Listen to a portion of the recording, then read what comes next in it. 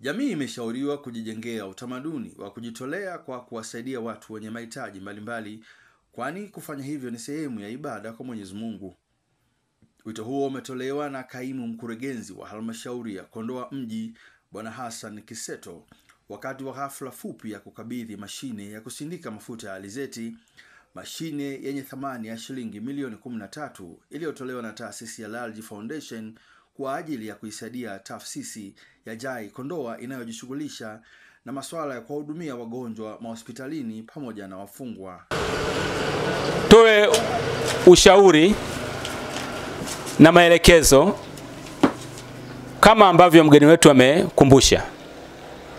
Msaada huu uliokuja kwetu ni kwa ajili ya kujiongezea kipato.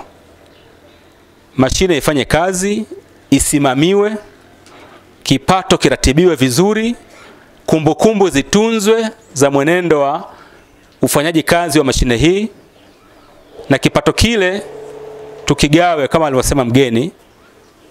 Sehemu ije kwenye jamii iongezee kule ambako tulikuwa tunashindwa kuchanga kama wanajai, lakini sehemu ibaki kwa ajili ya huduma ya mashine. Kwa hiyo nguvu yetu, umoja wetu, kujitolea kwetu kuwe zaidi maradufu kama vile hakuna msaada. Isije mkakusanya siku moja, jamani tukusanye kwa ajili ya kwenda magereza, mkasema kwani hakuna fungu. Fungu lipo, lakini pia hilo fungu linatakiwa lisaidie mwenendo wa mashine yetu ibakie. Akiongea katika hafla fupi ya kukabidhi msaada huo, Bwana Imtiazi Lalji ambaye ni mwenyekiti wa taasisi ya Lalji Foundation alikuwa na haya ya kusema. Na furaha tele kwenye moyo wangu kuonana na nyie, kwa sababu mnafanya kazi ambaye sisi tumeelekezwa, kama tulivyoambiwa huko Mtume wetu Muhammad sallallahu alaihi wasallam amesema kwamba kwenye imani mtu ambaye yuko karibu zaidi au juu zaidi ni yule ambaye anatumikia kwenye jamii. Kwa hiyo leo ninavyoona huku na ndugu zetu wamesoma hiyo risala, nimekuja kujua zaidi kuhusu kazi yenu mnayofanya. Kwa kweli mimi inanipa moyo sasa, mimi natakiwa nijiongeze sasa, kwamba tunatakiwa tufanye zaidi ya hapo inshallah, Mwenyezi Mungu akitujalia.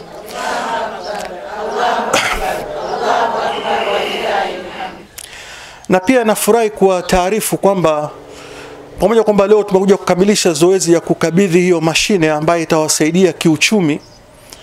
Mimi navyojua sasa, najua mapato ambayo yatapatikana huku kiasi fulani itawasaidia nyie wenyewe kwenye maisha yenu na familia zenu, na pia kiasi fulani itaenda kwenye kusaidia kwenye kazi za jamii ambayo tayari nyie mlishaanza.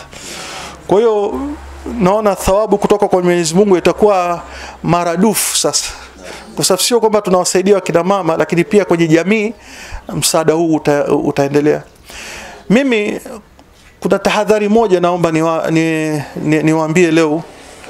Hii ni mashine, na mashine jinsi inavyotumika ndio maisha yake yanaanza. Kwa hiyo lazima tuwe waangalifu, la kwanza, na la pili lazima tuwe na akiba ambaye tunaweka kwa ajili ya mashine. Kwa hiyo mimi ushauri wangu kwenye mapato ya kila mara 10% au 20% ikae kama akiba, ili baada ya miaka 4 miaka 5 wakati hii mashine ikiwa imeshachoka na haiwezi kufanya kazi, angalau nyie muwe mmeshatengeneza akiba ya kuweza kununua mashine nyingine ili kazi yenu isikwame. Kama tukitumia pesa zote ambazo zinapatikana kila mara hatutaweka akiba, basi baada ya miaka kadhaa mtajikuta kwamba hamna mashine ya kuwatengenezea tena hiyo mapato.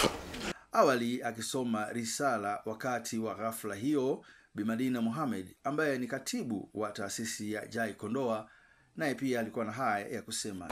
Hivyo basi, kwa kuona umuhimu wetu na kuweza kutusaidia ili tuweze kuwa na mtaji wa kuwawezesha kufanya huduma hizi, tunatoa shukrani zetu za dhati kwa upendo uliotuonyesha na kutujali kiasi ambacho hatuna neno ambalo linatosheleza kama shukrani zetu. Hivyo basi tunaomba Mwenyezi Mungu awalipe pale mlipotoa na wazidishie, ili muendelee kwa jamii nyingine. Na pia tunatoa shukrani zetu za dhati kwa viongozi wa halmashauri ya mji Kondoa kwa kujali na kuweza kujumuika nasi. Tunasema asanteni sana.